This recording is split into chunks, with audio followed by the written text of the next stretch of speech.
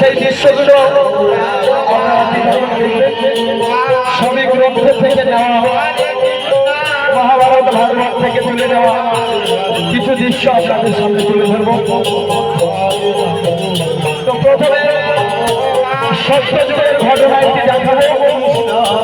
শ্রী সত্যনারায়ণের লক্ষ্মীনারায়ণের সজ্জা, লক্ষ্মী নারায়ণের অনন্ত সজ্জা।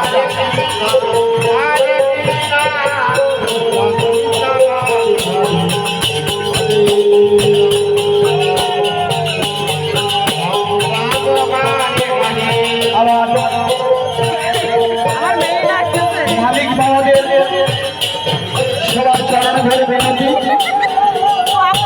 সমস্ত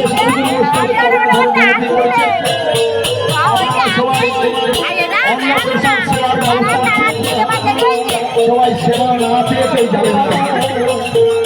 আমাদের মালিক বাবাদের পক্ষ থেকে সমস্ত সাধুগুরু বৈষ্ণবের চরণে বিনতি।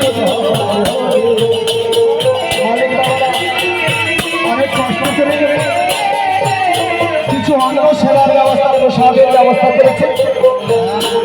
প্রসাদ গ্রহণ করে আপনারা যাবেন। আর হরিনাম শুনতে এসে যাওয়ার দরকার নাই, সেবা হয়ে গেলে